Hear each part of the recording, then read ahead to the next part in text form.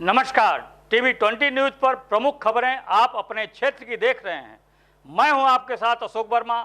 आइए रूबरू कराते हैं आपके क्षेत्रों की तमाम खबरों से। जिला कांग्रेस कार्यालय पर प्रवक्ता ओंकार पांडे की अध्यक्षता में वरिष्ठ प्रेस छायाकार हरीश शोक सभा हुई। शोक सभा में कांग्रेसियों ने वरिष्ठ छायाकार हरीश चौहान के निधन पर 2 मिनट का मौन रखा और उनकी आत्मा की शांति के लिए ईश्वर से प्रार्थना किया और शोक संतप्त परिवार के प्रति संवेदना व्यक्त की। कांग्रेस प्रवक्ता ओंकार पांडे ने कहा, हरीश चौहान जी काफी सहज और मिलनसार स्वभाव के व्यक्ति थे। अपने कार्य के प्रति ईमानदारी और निष्पक्षता से 20 वर्षों से आज अखबार से जुड़े थे। मात्र 38 वर्ष की अल्प आयु में हृदय गति रुक जाने से उनका निधन हो गया। उनके निधन से पत्रकारिता जगत का जो अपूर्णीय क्षति हुई उसे निकट भविष्य में पूरा कर पाना संभव नहीं है। हम कांग्रेस जन उनकी आत्मा की शांति के लिए ईश्वर से प्रार्थना करते हैं और शोक संतप्त परिवार के प्रति संवेदना व्यक्त करते हैं।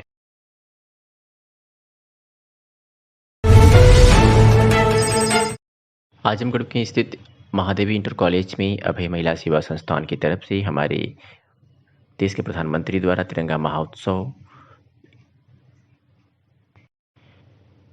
तिरंगा हर गांव हाई स्कूल तिरंगा फहराना है। कारगिल दिवस के अवसर पर अभया महिला सेवा संस्थान अनामिका सिंह, सोनी अग्रवाल, आभा सिंह, बेनू पाठक और मीडिया प्रभारी शरद गुप्ता, महादेव इंटर कॉलेज के प्रबंधक, इन लोगों के सहयोग से हर घर तिरंगा कार्यक्रम संपन्न हुआ, जिसमें बच्चों द्वारा प्रश्नोत्तर और बच्चों में प्रतियोगिता कराकर बच्चों से जानकारी दी गई। हर घर तिरंगा बच्चों को बताया गया।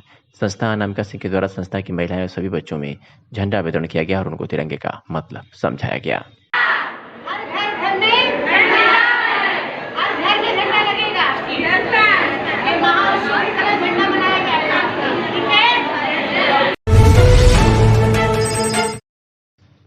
आजमगढ़ में जिलाधिकारी की अध्यक्षता में आज़ादी का अमृत महोत्सव के अंतर्गत उज्ज्वल भारत उज्ज्वल भविष्य कार्यक्रम का आयोजन किया गया। बता दें कि यह कार्यक्रम नेहरू हॉल में हुआ, जिसमें पावर @2047 का भी आयोजन किया गया। इस तमाम मामले में हम सुनवाते हैं मौजूद अधिकारियों की बात कि इस कार्यक्रम का मुख्य उद्देश्य क्या था। देखिए कितना शुभ है। 25 से 30 तारीख तक जो ऊर्जा मंत्रालय, नवीकरण मंत्रालय के द्वारा ये प्रोग्राम किया जा रहा है, इसमें बिजली का महत्व, बिजली कैसे कैसे पहुंची, कितना इसमें लोगों का श्रेय रहा है, तो वो आप लोगों के सामने हुआ है। अभी थोड़े से और प्रोग्राम होंगे, उससे आप लोग और जानकारी पाएंगे। किन लोगों को प्रशस्ति पत्र दिया गया है, कैसे लोगों को, तो आप बताएंगे। प्रशस्ति पत्र शिक्षण अभियंता विद्युत विभाग आजमगढ़। आज क्या प्रोग्राम है? आज बिजली महोत्सव एवं ऊर्जा दिवस के अंतर्गत एक सप्ताह मनाया जा रहा है, जिसमें कि 26 तारीख को जनपद आजमगढ़ के नेहरू हॉल में ये कार्यक्रम आयोजित किया गया है। इस कार्यक्रम में जो है पिछले 6-7 वर्षों में बिजली को लेकर के जो कार्य हुए हैं या जो आगे की संभावनाएं हैं, उसकी जो है एक झांकी प्रस्तुत की जाएगी, जिसमें 7-8 फिल्में हैं जो हम लोग दिखाएंगे। और पहले जो काम हुआ है उसका भी मैंने उल्लेख कर दिया है और जो काम होने हैं वो भी मैंने अभी आपको बताया। तो हमने अभी तक ये किया है कि जो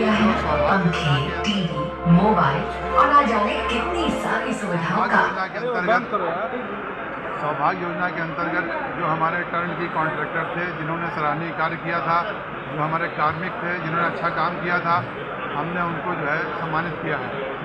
इसी तरीके से एशियन डेवलपमेंट बैंक की एक योजना है, Uttar Pradesh power rehabilitation project है, जिसमें कि पुराने तारों को, गांव के पुराने तारों को बदल के AB केबल लगाने का कार्य है। उसमें हमारा काम चल रहा है। 465 मजरों में 380 में काम हो चुका है। उनके जो कार्यदायी संस्था है NCC लिमिटेड हैदराबाद, हमने उनके जो अच्छे कर्मचारी हैं उनको जो है सम्मानित भी किया है। और हमारी ये योजना जो AB केबल वाली है वो अगस्त तक पूरी हो जाएगी। आजमगढ़ के लालगंज में स्थानीय तहसील परिसर में कारगिल शहीद दिवस विजय दिवस के अवसर पर कारगिल शहीद स्मारक पर उप जिलाधिकारी सुरेंद्र नारायण त्रिपाठी की अध्यक्षता में शहीदों को श्रद्धासुमन अर्पित किया गया। शहीद स्मारक पर उप जिलाधिकारी व तहसीलदार शैलेंद्र कुमार सिंह द्वारा धूप बत्ती जलाकर पुष्पांजलि अर्पित की गई। हिंदी सुबोध संस्थान के प्रबंधक समरसबा बहादुर सिंह ने कारगिल में शहीद हुए लोगों को स्मरण कर उनको श्रद्धासुमन अर्पित किया। श्रद्धासुमन अर्पित करने वालों में धर्मेश पाठक, राजनाथ यादव, इंद्रभानु चौबे, अमरनाथ यादव, ओम प्रकाश वर्मा, विनय शंकर राय, आनंद कुमार श्रीवास्तव सहित तमाम लोग उपस्थित थे। नमन करता हूँ, अभिनंदन करता हूँ कि उन्होंने 3 ऐसे लाल दिया, राम समुझ यादव, रमेश यादव और गुलाब सिंह पटेल, जिन्होंने कारगिल शहीद में अपना झंडा फहराया और आज कारगिल शहीद पर जिंदा रहने वाले रघुनाथ पांडे जी आजमगढ़ में निवास करते हैं। हमारे बगल के जिले के, हम नहीं कह सकते कि वहाँ भी हिंदू मुसलमान का था, एक ही परिवार के, आप लोगों को याद होगा, इश्तियाक अहमद और इमरान अहमद दोनों शहीद हुए, दोनों भाई थे। और आपके बिरनों के पास के कमलेश सिंह शहीद हुए। सबसे बड़ा गर्व होता है कि हमारा 23 वर्ष का जवान कैप्टन था, शायद आप लोगों को याद है, हमारे परमाधिकारी महोदय को याद है, मनोज कुमार पांडे लखनऊ, जिसके बलिदान ने अटल बिहारी वाजपेयी को भी झकझोर दिया था कि 23 साल का वो जवान कारगिल की विजय में सबसे पहले शहीद हुआ। आज हम लालगंज की जमीन पर हम अपने जिलाधिकारी के नेतृत्व में, हमारे तहसीलदार साहब के नेतृत्व में, पाठक जी अमरनाथ और हमारे अध्यक्ष जी राजनाथ के नेतृत्व में हम शहीदों को नमन करते हैं और हम याद चाहते हैं कि आप लोग इसको जो है वो 26 जुलाई को हमेशा याद रखें। जय हिंद, जय भारत।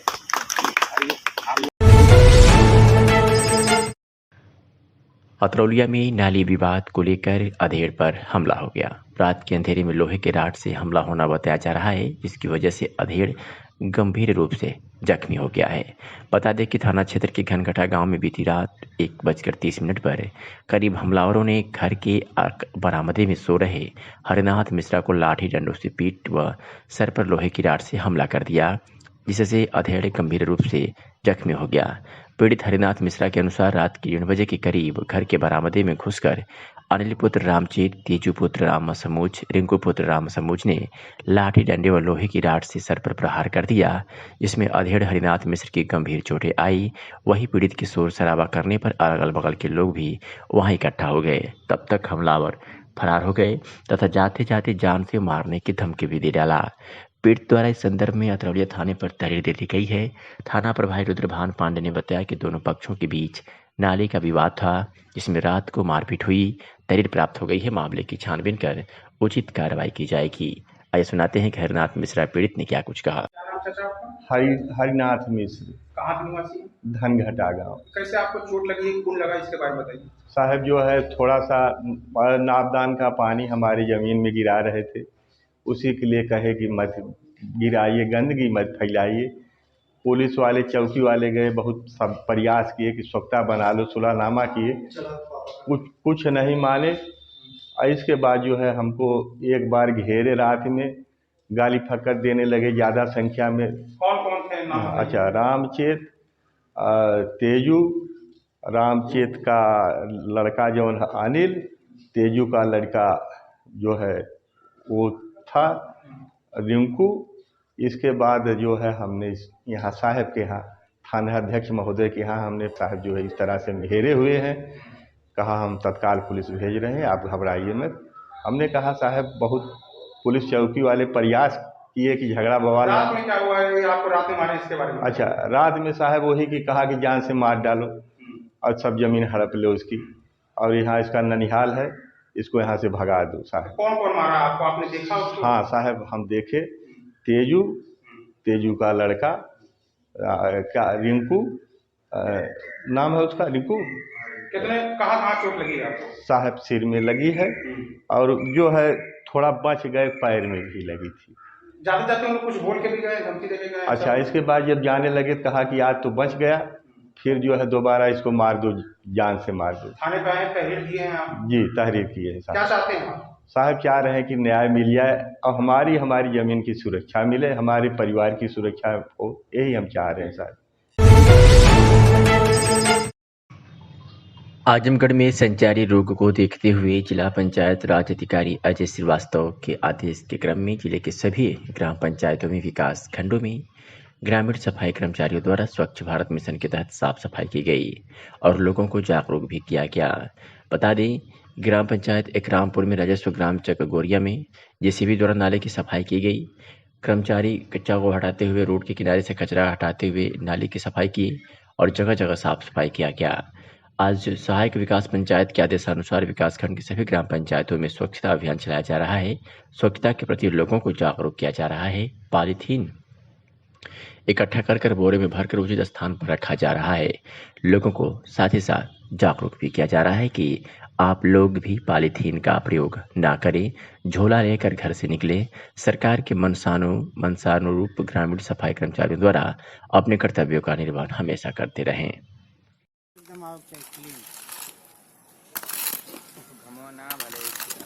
किसके आदेश से आप लोग ये कार्य कर रहे हैं? ये कार्य सफाई कर्मचारी संघ के मीडिया प्रभारी गुलाब चौरसिया, अभय चौहान, सुनील यादव और सीपी यादव द्वारा जिले के सभी विकास खंडों में जिला पंचायत राज अधिकारी के आदेशानुसार साफ सफाई किया जा रहा है। आज ग्राम पंचायत इकरामपुर राजस्व गांव चकगोरिया में जेसीबी द्वारा नाला की सफाई की गई। ग्रामीण सफाई अभय चौहान, गुलाब चौरसिया द्वारा जो सड़क के किनारे पड़ा है ये कचरा, उसको साफ सफाई करते हुए और सहायक विकास पंचायत के आदेशानुसार हम लोग आज काशीराम आवास में नाले की सफाई हुई है। उसको कूड़ा हटाते हुए, कचरा हटाते हुए, जगह जगह जाम हुई नालियों को साफ करते हुए हम लोग हमेशा इसी तरह कार्य करते हैं और करते रहेंगे। ग्रामीण सफाई कर्मचारियों द्वारा हमेशा इसी तरह अपने कर्तव्यों का निर्वहन किया जा रहा है। सही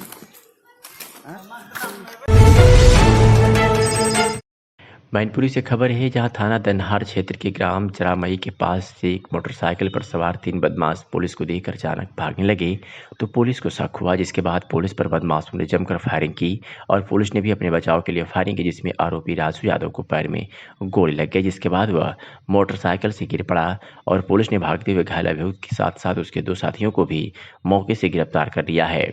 मुठभेड़ के दौरान एक सिपाही को भी गोली लगी है, जिसका जिला अस्पताल में उपचार चल रहा है। आपको बता दें कि पूरा मामला थाना दन्नाहार क्षेत्र से जुड़ा हुआ है, जहां पर बीती 21 जुलाई को वैगन आर सवार ग्राहक सेवा केंद्र संचालक को रात के समय अज्ञात लोगों के द्वारा घेर लिया गया और लूट के बाद उसकी निर्मम हत्या कर शव को पास में बनी नहर के पास फेंक दिया गया, जिसके बाद से पुलिस अधीक्षक मैनपुरी कमलेश दीक्षित के द्वारा 3 टीमें लगाई गई थी और आज पुलिस मुठभेड़ के दौरान मुख्य आरोपी राजू यादव को गिरफ्तार कर लिया गया, जिसके पास से लूटे हुए 1,10,000 रुपए भी बरामद किए हैं तथा अवैध तमंचे भी मौके से बरामद हुए हैं। पूरे मामले की जानकारी देते हुए पुलिस अधीक्षक मैनपुरी कमलेश दीक्षित ने क्या कुछ कहा है, सुनिए। दन्नाहार थाना क्षेत्र अंतर्गत 21 तारीख की रात 10:30 बजे एक वैगनार गाड़ी लावारिस हालत में मिली और उसके पास में एक अमीर चंद नाम के व्यक्ति मृत अवस्था में मिले। इस संबंध में परिजनों के तहरीर पर अभियोग पंजीकृत किया गया। घटना की पृष्ठभूमि यह रही कि अमीर चंद बैंक से उस दिन 2 लाख रुपया निकाले थे, तब से वो गायब थे। तो स्पष्ट था कि ये रुपयों के चक्कर में ये घटना की गई थी। इस संबंध में जो सर्विलांस और इलेक्ट्रॉनिक साक्ष्य और अन्य साक्ष्यों के आधार पर ज्ञात हुआ कि इस घटना में कुल 4 लोग रहे। एक तो राजू, दूसरा इसमें रतनवीर, विनय और सोनू, ये 4 लोग इस घटना में शामिल थे, जिन्होंने इसको रुपयों के लालच में इसको ले जा करके और इसका रुपया लूट करके इसकी हत्या की गई। जब आज इनकी तलाश की जा रही थी, सूचना मिली कि इसमें से 3 अभियुक्त एक बाइक पे जा रहे हैं और एटा जाने की फिराक में है। पुलिस द्वारा जब रोकने की कोशिश की गई तो पुलिस के ऊपर इनके द्वारा फायर किया गया। पुलिस द्वारा भी आत्मरक्षार्थ इसमें गोली चलाई गई, जिसमें एक बदमाश राजू यादव घायल हुआ और उसकी गिरफ्तारी हुई। 2 अभियुक्त इसमें रतनवीर और विनय की भी, सोनू की भी इसमें गिरफ्तारी हुई। विनय अभी फरार चल रहा है। इसमें हमारे दन्नाहार के सब इंस्पेक्टर भी, उसके ऊपर भी फायर किया गया। बुलेट प्रूफ जैकेट पहने रहने के कारण वो बच गया। इसमें दन्नाहार, एसओजी और कोतवाली की पुलिस द्वारा बहुत महत्वपूर्ण भूमिका अदा की गई, जिसके कारण ये एक सनसनीखेज घटना का अनावरण हुआ और इसमें आज कुल 3 अभियुक्त पकड़े गए। इनके कब्जे से 1,10,000 रुपया बरामद हुआ, 2 तमंचा बरामद हुआ और घटना के बाद जिस बाइक से भागे थे वो बाइक भी आज बरामद हुई। इनका कोई सर पहले आपराधिक इतिहास या इनाम? इनके आपराधिक इतिहास की जानकारी की जा रही है। अभियुक्तों के ऊपर इनाम घोषित था, 25,000 रुपये का इनाम भी इनके ऊपर घोषित था। और ये खबर मऊ से है, जहां मुख्तार अंसारी के संबंधी अगर हाजिर नहीं हुए तो कुर्क की जाएगी इनकी संपत्ति। एसपी मऊ ने सख्त निर्देश दे दिए हैं और आज नोटिस चस्पा कर कोतवाल के गुप्ता के नेतृत्व में डुगडुगी पिटवाकर घोषणा कर नियमानुसार कार्रवाई की गई। बता दें कि पुलिस अधीक्षक मऊ अविनाश पांडे के निर्देशन में संगठित अपराधियों के विरुद्ध चलाए जा रहे अभियान के क्रम में थाना दक्षिण टोला पर पंजीकृत मुकदमा यूपी गैंगस्टर एक्ट में वांछित अभियुक्त माफिया मुख्तार अंसारी की पत्नी आफसा अंसारी व साले आतिफ उर्फ सरजील रजा अनवर शहजाद की गिरफ्तारी का प्रयास किया जा रहा है। उल्लेखनीय है कि पूर्व में थाना दक्षिण टोला पर तहसीलदार सदर पीसी श्रीवास्तव द्वारा थाना दक्षिण टोला क्षेत्र अंतर्गत ग्राम सभा रैनी में SC/ST लोगों की 33 एकड़ जमीन कब्जा करने व सरकारी संपत्ति एफसीआई गोदाम को कूटरचित दस्तावेजों को तैयार कर कब्जा किया गया था, जिसके संबंध में मुकदमा पंजीकृत किया गया था और जिसमें मुकदमा सरकार बनाम मुख्तार अंसारी की पत्नी आफसा अंसारी, साले आतिफ रजा उर्फ सरजील रजा, अनवर शहजाद व रविंद्र नारायण सिंह, जाकिर हुसैन उर्फ विक्की पंजीकृत करवाया गया था। इसमें पर्याप्त साक्ष्य के आधार पर आरोप पत्र माननीय न्यायालय प्रकाशित किया गया। पुनः उसी थाना दक्षिण टोला पर मुकदमा पंजीकृत कर यूपी गैंगस्टर एक्ट बनाम उपरोक्त पंजीकृत कराया गया था, जिसमें रविंद्र नारायण सिंह व जाकिर हुसैन उर्फ विक्की गिरफ्तार हो चुके हैं। पंजीकृत गैंगस्टर एक्ट के मुकदमे को क्वेस कराने के लिए आफसा अंसारी व अन्य द्वारा उच्च न्यायालय में अपील की गई थी, जिसको न्यायालय ने क्वेस कर दिया था। उक्त के क्रम में न्यायालय द्वारा गिरफ्तारी का वारंट जारी किया गया था, जिसके संबंध में थाना दक्षिण टोला, कोतवाली व सराय लखनसी पुलिस गिरफ्तार करने हेतु अभियुक्त के निवास जनपद गाजीपुर में गई हुई थी तथा धारा 82 CRPC की कार्रवाई की गई और कहा गया कि यदि आरोपी न्यायालय के आदेश का अनुपालन नहीं करते हैं तो न्यायालय के आदेशानुसार धारा 83 CRPC के तहत कुर्की की कार्रवाई की जाएगी।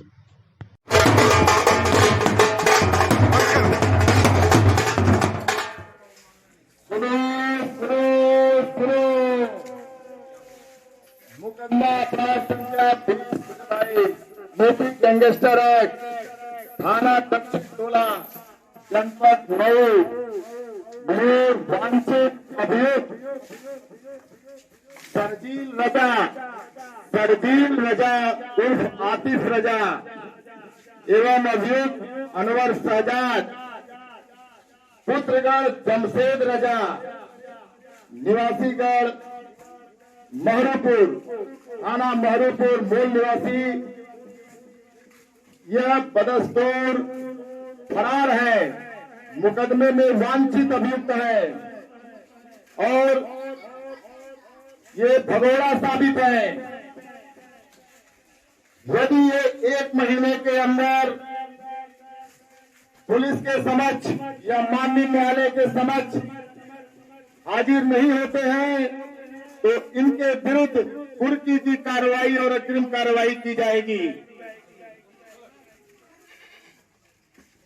जिस किसी को भी इनके बारे में सूचना हो, अभियुक्तगढ़ अनवर शहजाद, सरजील रजा उर्फ आतिफ रजा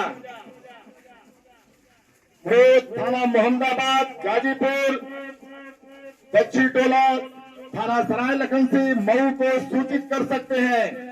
इनका नाम गुप्त रखा जाएगा।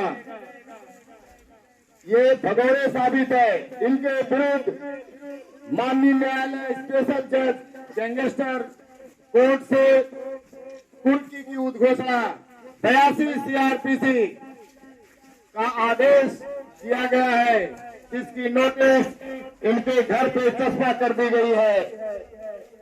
जिस किसी को सूचना मिले वो सूचना तत्काल पुलिस को दे, उनका नाम पता गुप्त रखा जाएगा। सर, मुख्तार अंसारी की पत्नी और दोनों सालों के खिलाफ MBW और 82 की नोटिस जारी हुई है। किस तरह से उनकी गिरफ्तारी को लेकर प्रयास किए जा रहे हैं, क्या है पूरा मामला?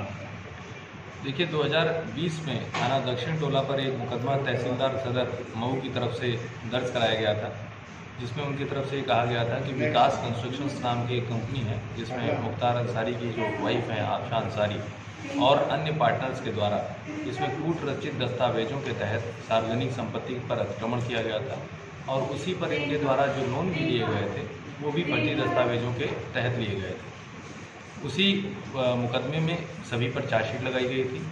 उस आधार पर और अन्य जो इनका एक पुराना लंबा आपराधिक इतिहास पूरे परिवार का रहा है, उसके अनुसार थाना दक्षिण टोला पर FIR संख्या 20/22 गैंगस्टर अधिनियम उत्तर प्रदेश समाज विरोधी एवं गिरोहबंद गतिविधियाँ प्रतिषेध अधिनियम के तहत दर्ज किया गया था। उस क्रम में इनके जो गिरफ्तारी के प्रयास हैं वो किए जा रहे हैं। बार बार जो माननीय न्यायालय के नोटिस हैं, पुलिस की जो कार्रवाई है उसकी अवहेलना तो इनके द्वारा लगातार की ही जा रही है।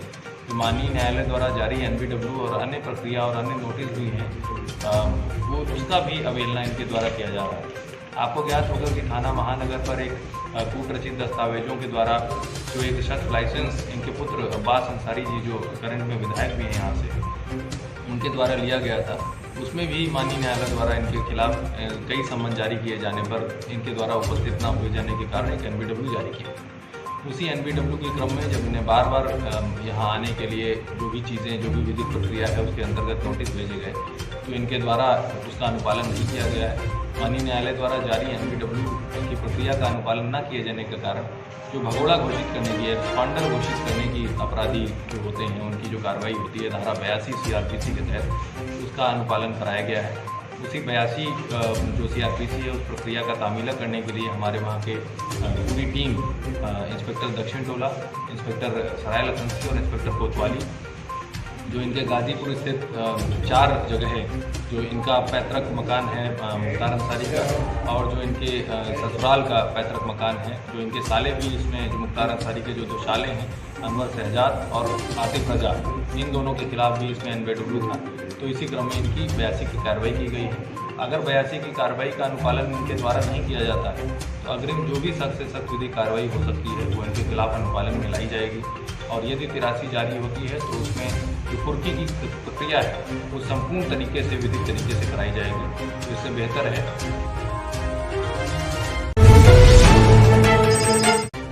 पुरानी पेंशन बहाली के लिए सतत संघर्षरत संगठन अटिवा के ब्लॉक इकाई सठियाओं की बैठक जिला संयोजक सुभाष चंद्र यादव की उपस्थिति में हुई। बैठक की अध्यक्षता अजय यादव तथा आलोक गुप्ता ने संचालन किया। आज की इस बैठक में अटिवा के सठियाओं इकाई का पुनर्गठन किया गया, जिसके अनुसार विनोद यादव को ब्लॉक संरक्षक राधेश्याम सिंह को सह संरक्षक, प्रतिभा गौतम को महिला प्रकोष्ठ का प्रभारी, बिंद्रा यादव को सांस्कृतिक प्रकोष्ठ का प्रभारी, आलोक राय को संयोजक, सुनील यादव को महामंत्री, शैलेश गुप्ता को कोषाध्यक्ष, सुलभा राय को वरिष्ठ उपाध्यक्ष, संजय यादव को प्रवक्ता, शहनवाज को सोशल मीडिया प्रभारी, आकाश गोण को मीडिया प्रभारी, सईदुद्दीन, प्रणव गोपाल पांडे तथा सुनीता यादव को संगठन मंत्री, अरविंद यादव तथा विनोद यादव को ब्लॉक मंत्री, मनीष राय, रिजवान चौहान, अमरीश यादव, राकेश शर्मा, आलोक गुप्ता, सुरेश चंद, इंद्रजीत चौहान, दीनदयाल यादव तथा संतोष भारती को उपाध्यक्ष, पतिराम सुभाष यादव, यशवंत, राजेश राम, अरविंद यादव, प्रिय रंजन, वीरेंद्र चौहान तथा अनिल गौड़ को उनके संबंधित न्याय पंचायतों का अटेवा प्रभारी, लक्ष्मण सिंह, अरुण राय, नीरज सिंह यादव तथा कुशलाकार, वीरेंद्र मौर्य को सागड़ न्याय पंचायत का संरक्षक, रीना राय को ब्लॉक कार्यकारी का कार्य का सदस्य नामित किया गया।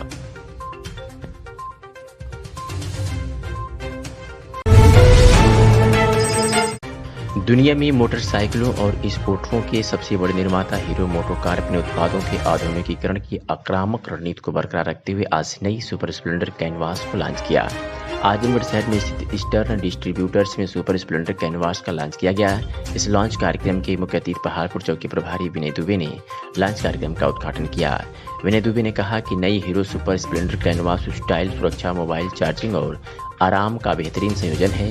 यह मोटरसाइकिल कई फीचर्स से लैस है, जिसमें अपने सेगमेंट में पहली बार 19% ज़्यादा power, 240 mm front disc brake, 45 mm ज़्यादा लंबी seat, XSens powered programmed FI engine, 5 speed transmission, 180 mm ground clearance के साथ side stand, engine cut off और सर्विस रिमाइंडर शामिल है।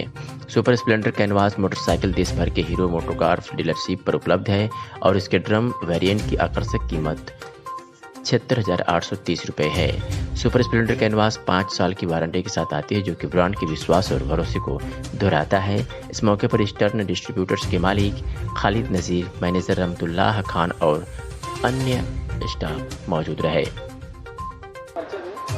नमस्कार, मेरा नाम रहमतुल्लाह है और मैं ईस्टर्न डिस्ट्रीब्यूटर्स यहाँ पे डीलर सेल्स मैनेजर हूँ, डीलर सेल्स मैनेजर।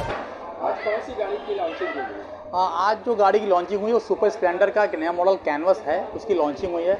इधर पिछले लगातार कई दिनों से आप लगातार देख रहे हो कि बहुत से मॉडल्स हमारी लॉन्चिंग हो रही है। ग्लैमर में ग्लैमर एस्टेक आ गई, पैशन प्लस में पैशन एस्टेक आ गई, वैसे ही स्प्लेंडर में स्प्लेंडर एस्टेक आ गई, वैसे ही आप देखें स्कूटर में तो प्लेजर से प्लेजर एस्टेक आ गई। तो बहुत से मॉडल्स का हम लोग नया मॉडल ला रहे हैं। एस्टेक का मतलब उसमें एक्सटेंस टेक्नोलॉजी और बहुत से नए फीचर्स डाल के हम लोग गाड़ियों को और अपग्रेड कर रहे हैं। मार्केट में जो नीड है, लोगों की ज़रूरत को उसको पूरा करने के लिए हम लोग रोज़ नई नई टेक्नोलॉजी ला रहे हैं। उसी क्रम में आज एक नया सुपर स्प्लेंडर लाया गया सर।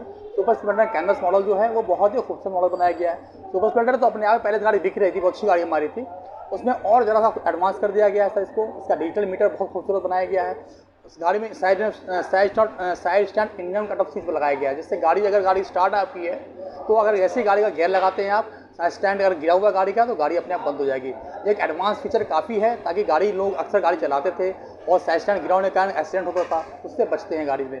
और इसमें जो 3D इन्वेलम जो लगाया गया गाड़ी में, गाड़ी का लुक बहुत अच्छा बना देता है। ये ब्लैंक गाड़ी है एकदम विदाउट स्टिकर, जिसको कैनवस मॉडल हम लोग बोलते हैं। गाड़ी का बिल्कुल नया लुक आ गया है। उन्हें पूरी उम्मीद है कि ये गाड़ी मार्केट में फिर से धूम मचाने वाली है सर। धन्यवाद। अपना परिचय दें। नमस्कार, मैं शुभम श्रीवास्तव। यहाँ पे मैं हीरो मोटर्स में वर्किंग हूँ as a territory sales officer. और आज किस बाइक का लॉन्चिंग हुआ है? आज हमारे यहाँ सुपर स्प्लेंडर कैनवास, जो आपकी ब्लैक एंड एक्सेंट में आई हुई है, जिसको लोग आम लैंग्वेज में प्योर ब्लैक भी कहते हैं, ठीक है। ये हमारी आज इसकी लॉन्चिंग हुई है। एक सुपर को नए मॉडल के साथ, एक नए लुक, स्टाइलिश लुक के साथ और एक 3D उस पर होलोग्राम के साथ और न्यू टेक्नोलॉजी के साथ हम उसको प्रेजेंट कर रहे हैं। क्या क्या खूबियाँ हैं इसकी खूबियाँ ये है कि इसमें आपको ब्लूटूथ कनेक्टिविटी है, आप इससे अपने फ़ोन को कनेक्ट कर सकते हैं, जिसमें SMS अलर्ट का भी आपको ऑप्शंस आएंगे, ठीक है। बाकी इसके साथ आपको side at stand cut off भी है। अगर आपका स्टैंड कट ऑफ अगर ऑन होता है तो आपकी गाड़ी थोड़ा भी अगर ऑन कर दे तो वो आपकी ऑफ हो जाती है, जैसे इसका होता है एक्सीडेंट या फिर स्टैंड के टूटने का खतरा हट जाता है, ठीक है। और आजमगढ़ जनपद के मिहीनगर में गैंगस्टर एक्ट में वांछित आरोपी अंकित सिंह पुत्र उमेश सिंह निवासी रामपुर को आरोपियों के घर से इंस्पेक्टर बसंत लाल और पुलिस बल के साथ गिरफ्तार किया गया। बताते चलें कि 12 जून 2022 को राजेश सिंह पुत्र रामजीत सिंह निवासी रामपुर ने लिखित तहरीर स्थानीय थाने पर दिया कि पोखरे की जमीन की अवैध कब्जाधारी के विवाद को लेकर गिरोह बनाकर वादी के भाई अजीत सिंह को अभियुक्तगण द्वारा जान से मारने की नियत से क्रूरतापूर्वक चाकू मारकर हत्या कर दी गई थी। इसके संबंध में स्थानीय थाने में मुकदमा पंजीकृत किया था। उक्त अपराध में गिरोहबंद समाज विरोधी के खिलाफ अधिनियम के तहत अभियोग दर्ज किया गया था, जिसकी विवेचना उप निरीक्षक सुभाष तिवारी द्वारा की जा रही थी। उक्त आरोपी को मंगलवार को करीब 1:30 बजे आरोपी के घर से गिरफ्तार किया गया। आजमगढ़ में ब्लैक पार्टी फाउंडेशन निजामाबाद में उत्तर प्रदेश डिजाइन एवं शोध संस्थान द्वारा प्रदेश की ब्लैक पार्टी की कारीगरी महिलाओं को स्वावलंबी एवं उनके कार्य को राष्ट्रीय स्तर पर पहुंचाने हेतु जेम पोर्टल पर रजिस्ट्रेशन कार्यशाला का आयोजन किया गया। कार्यक्रम की आयोजिका छिप्रा शुक्ला ने कहा कि निजामाबाद की महिलाएं मिट्टी नहीं देश का भविष्य करती हैं। अपने भाषण में उत्पादों को लोकल से ग्लोबल बनाने एवं अपने नए बनाए उत्पाद को सरकारी कार्यालयों तक सीधे बेच पाने के महत्व को विस्तार से बताया। साथ ही ये भी बताया कि वर्ष 2016 में प्रधानमंत्री द्वारा सरकारी विभागों में उपयोगार्थ सामग्री को निर्माताओं द्वारा एक ही स्थान पर उपलब्ध कराने एवं खरीद में पारदर्शिता के उद्देश्य से प्रारंभ जेम पोर्टल पर कुटीर स्तर पर कार्य कर रही सभी महिलाओं के उत्पादों को सीधे विक्रय करने हेतु एक मील का पत्थर साबित होगा। क्षिप्रा शुक्ला ने बताया कि प्रधानमंत्री की मंशा है कि छोटे छोटे स्वयं सहायता समूह व विभिन्न प्रकार की परंपरागत वस्तुओं का व्यापार करने वाले लोग भी इस पर रजिस्टर होकर अपने सामानों को खुले बाजारों में बेच सकेंगे। कार्यक्रम में प्रधानमंत्री की मुहिम हर घर तिरंगा के तहत झंडारोहण किया गया।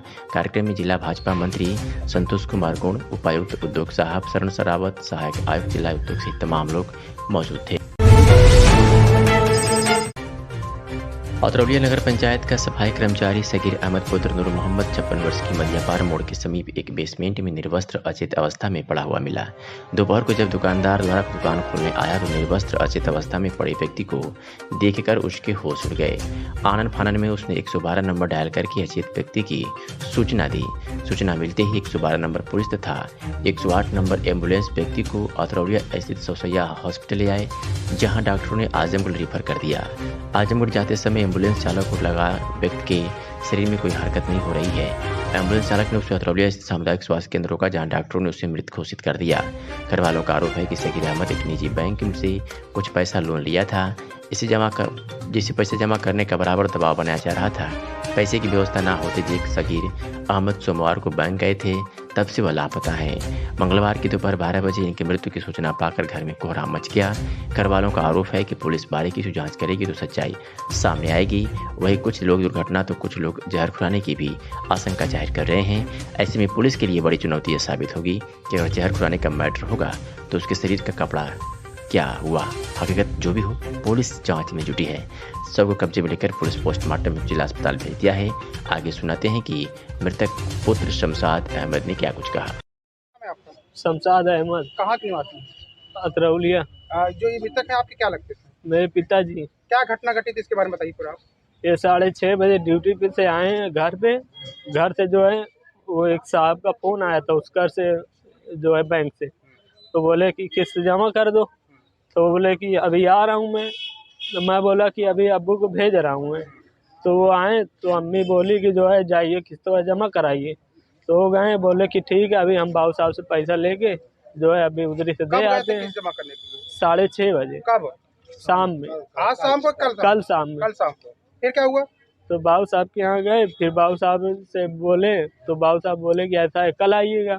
फिर वहाँ से वहाँ चले गए। कहाँ? उत्कर्ष बैंक। उनसे बोले कि ऐसा है कल हम दोपहर में 11 बजे पैसा देंगे। तो वो लोग बोल रहे हैं कि वो तो ऐसे बता रहे हैं कि हम बोले हैं इनसे कि 11 बजे दे देना पैसा। हम बोले ठीक है। घर से जब निकले थे तो लौट के आए थे? नहीं, कल से मतलब गायब थे? कल से गायब है। 6:30 बजे खोजने की कोशिश की थी? बहुत, हम रात भर खोजे हैं। 1-1:30 बजे तक खोजे थे, फिर 4 बजे भोर से खोजना शुरू किया। यही सूचना दिया था आपने थाने होने पे? हाँ, 2 मरतबा गया मैं। तो बोले 24 घंटा पूरा हो जाने दो, मिसिंग कंप्लेन 24 घंटे पहले नहीं लिए। फिर क्या हुआ? आपको कब जानकारी हुआ कि अस्पताल गए हैं? कौन बताया आपको? मुझे 1 बजे मेरे पास फोन आया है। 1 बजे मेरे पास फोन आया है।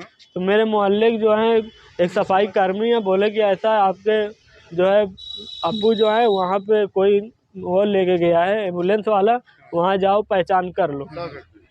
तो अब मैं वहाँ भाग के गया। तब क्या वो ठीक थे? वो ऑक्सीजन लगा हुआ था, होश नहीं था उनको। उसके बाद लेके जा रहे थे, क्या हुआ? रास्ते में मृत्यु हुई है? ये रास्ते में नहीं, यहाँ पे हुआ है आके हॉस्पिटल में। तो अभी कोई पुलिस आई है? सूचना आपने? नहीं, कोई पुलिस नहीं आई। जिलाधिकारी विशाल भारद्वाज ने सांस्कृतिक विभाग उत्तर प्रदेश द्वारा अपनी विधिक स्वायत्तशासी संस्थाओं के माध्यम से विभिन्न प्रदर्शनकारी कलाओं के संरक्षण एवं संवर्धन का कार्य निरंतर किया जाता है। ऐसी प्रदर्शनकारी सांस्कृतिक विषयों यथा लोक गायन, लोक नृत्य, लोक वादन, आदिवासी नृत्य, आल्हा गायन, लोक नाट्य, भजन, ललित कला आदि के प्रतिभावान कलाकारों की खोज हेतु सांस्कृतिक प्रतिभा खोज का आयोजन जिला स्तर पर किया जा रहा है। जिलाधिकारी ने बताया कि आयोजन हेतु कलाकारों को प्रदर्शन के लिए कोई शुल्क देय नहीं होगा। समस्त कलाकारों को अपने वाद्य यंत्र एवं संगतकर्ताओं के साथ आयोजन में भाग लेना होगा। उन्होंने बताया कि कार्यक्रम के अंतर्गत कलाकारों का ऑडिशन 2, 3 एवं 4 अगस्त 2022 को आयोजित किया जाएगा। इसके लिए इच्छुक कलाकार 1 अगस्त 2022 तक जिला सूचना कार्यालय आजमगढ़ से संपर्क कर आवेदन करने के संबंध में जानकारी प्राप्त कर सकते हैं। महाराजगंज पुलिस ने एक ऐसे अभियुक्त को गिरफ्तार किया है जो एक किशोरी को बहला फुसलाकर उसके साथ दुष्कर्म किया था। बता दें कि उप निरीक्षक सुधीर पांडे अपने पुलिस बल द्वारा पाक्सो से संबंधित अभियुक्त विमलेश यादव पुत्र लालमन यादव साकी नाराजी अमानी थाना महाराजगंज आजमगढ़ को शिवपुर बाजार के पास से गिरफ्तार कर लिया और उसका चालान भी कर दिया गया है। आजमगढ़ से खबर है जहां यूपी जर्नलिस्ट एसोसिएशन के पूर्वांचल संयोजक डॉक्टर संतोष कुमार श्रीवास्तव एवं जिला अध्यक्ष संजय राय के नेतृत्व में कुंवर सिंह उद्यान में एक शोक सभा का आयोजन किया गया। बता दें कि जिले के आज अखबार के फोटोग्राफर और यूपी जर्नलिस्ट एसोसिएशन के पूर्व जिला मंत्री हरीश चंद्र चौहान की और प्रदेश अध्यक्ष डॉक्टर जीसी श्रीवास्तव की भाभी का आकस्मिक निधन से उपजा परिवार को दोहरी चोट लगी है। यह समाचार सुनकर पूरा उत्तर प्रदेश जर्नलिस्ट एसोसिएशन परिवार हस्तप्रद है। यूपी जर्नलिस्ट एसोसिएशन की जिला इकाई कुंवर सिंह उद्यान में दोनों दंतात्माओं के लिए 2 मिनट मौन होकर श्रद्धांजलि दिया गया। इस दुख की घड़ी में डॉक्टर संतोष कुमार श्रीवास्तव ने अपने संबोधन में कहा कि हरीश चौहान एक सरल स्वभाव के शांतिप्रिय व्यक्ति थे और सामाजिकता में रुचि होने के कारण वह प्रधान भी रह चुके थे। उनकी सरलता हर किसी को द्रवित कर रही है। श्री सुनील कुमार दत्ता ने कहा, हमें आवश्यकता है कि शोक सभा को मनाकर शांत बैठ जाना ही नहीं पितु ऐसी दुर्घटनाओं में उनके परिवार के लिए आर्थिक रूप से मदद करने की जरूरत है। संगठन में एक ऐसा बजट होना चाहिए जिससे हम उनके परिवार को कुछ हद तक मदद कर सकें। जिला अध्यक्ष संजय राय ने कहा, हमारा संगठन ऐसी घटनाओं को मद्देनजर रखते हुए एक फंड बनाएगी जिसमें ऐसी घटनाओं में कुछ किया जा सके। जिला उपाध्यक्ष पुनीत पाठक ने कहा कि हम उनके परिवार के साथ हमेशा खड़ा रहूंगा और हर संभव मदद करने के लिए तैयार रहूंगा। इस मौके पर जगदम्बा उपाध्याय, जिला महामंत्री, जिला उपाध्यक्ष पुनीत पाठक, जितेंद्र पांडे, दीपक उपाध्याय, अजय श्रीवास्तव, अभय तिवारी, उदयराज शर्मा, दिनेश सैनी, हेमंत सिंह हीरो, तेज बहादुर यादव सहित तमाम पत्रकार मौजूद थे।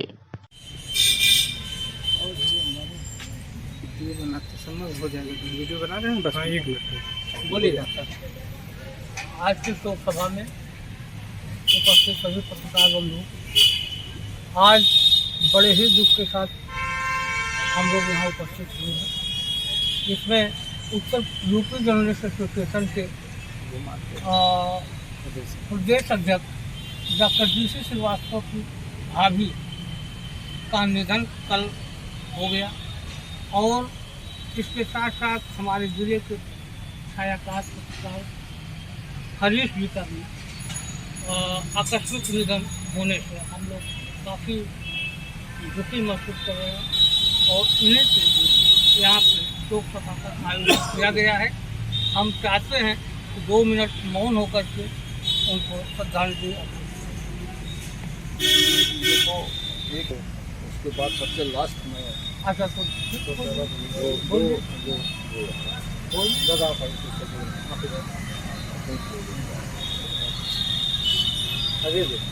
हमारे पत्रकार साथी और प्रेस से जुड़े फोटोग्राफर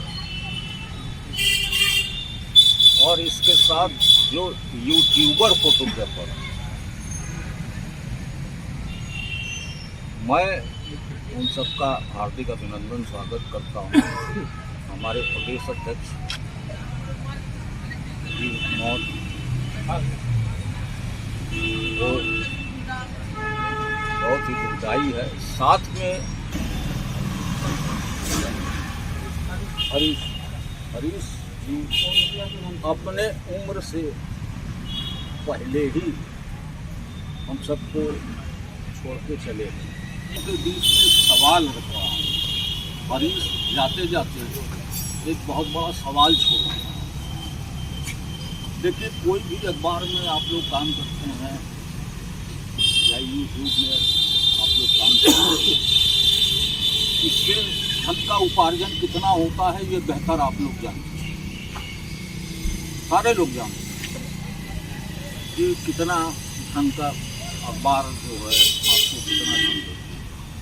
अभी हमारे ज़माने में जब हम फोटो जर्नलिज्म का काम करते थे शुरुआती दौर पर, तो मैं अपने संवाददाता से ज़्यादा 40,000 रुपये तक जागरा पे लिया।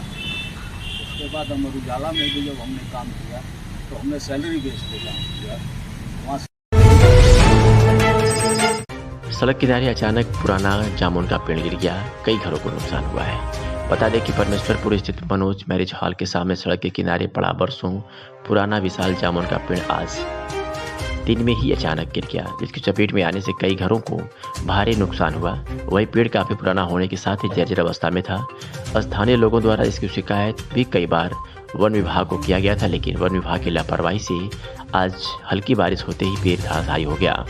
विशाल जामुन के पेड़ गिरने से कई टीन शेड घरों के बाहर की बाउंड्री तथा पशुओं के रहने के स्थान को भी क्षतिग्रस्त कर दिया। स्थानीय लोगों का आरोप है कि अगर समय रहते वन विभाग द्वारा इसे कटवा दिया गया होता तो आज इतना बड़ा नुकसान नहीं होता। विशालकाय जामुन का पेड़ गिरने से सर्वेश यादव, प्रवीण यादव, नोहर यादव, गीता यादव, अजीत यादव आदि लोगों के मकान के कुछ हिस्से क्षतिग्रस्त हुए हैं, जिसमें लोगों को लाखों का नुकसान होने का अनुमान है। वहीं पेड़ के धराशायी होने से किसी जान माल का नुकसान नहीं हुआ। आइए सुनाते हैं कि स्थानीय लोगों ने क्या कुछ कहा। सर्वेश यादव, परमेश्वरपुर अतरौली आजमगढ़। ये जो पेड़ गिरा आपके घर पे, इसके बारे में बताइए, कैसे गिरा है, क्या कितना नुकसान? बारिश हो रहा था हल्का फुल्का, इसकी वजह से मतलब जब बारिश हो गया फिर हल्का पटा गया, उसके बाद गिर गया था। आपके घर ऊपर गिरा, क्या क्या टूटा है लगभग बताइए? मतलब घर भी टूट गया है, मतलब पर्जा भी टूट गया और करकट वर्कट सब टूट गया है। इधर सब गाय और बंधी थी नीचे? हाँ, वो सब बच गया है। कोई घर में किसी को चोट लगी है? नहीं, कोई नहीं, कुछ नहीं हुआ। लगभग कितने का नुकसान हुआ होगा? लगभग 1 लाख का। कहाँ निवासी? अतरौलिया। ये पेड़ गिरा घर पे, कैसे गिरा, क्या है नुकसान बताइए? यही पेड़ गिरल हमार बहुत नुकसान भेल, घर गिर गया है, गाय बच गई है, सब घर उलट गया है, बहुत नुकसान हमार भेल। कम से कम ना 3-4 लाख हमार नुकसान भेल है। क्या वर्ष पुराना है ये? अभी बता ना सकिला क्या इसका, बहुत पुराना है ये पेड़। गिरा है बता सकती हैं? अभी यो ना देख पाऊंगी हवा कैसे अपने मन में गिरल है, ये अपने मन में गिर। क्या क्या टूटा है घर में? हाँ, में बहुत कुछ टूट गया है, एकदम बर्जा लैट्रिन टूट गई है, अब बाहर के पूरा टूट गया है, बाहर का गेट टूटा हुआ सब कुछ है, एकदम खत्म है। चोट नहीं, चोट तो नहीं, साफ बचल है, गाय से साफ बच है।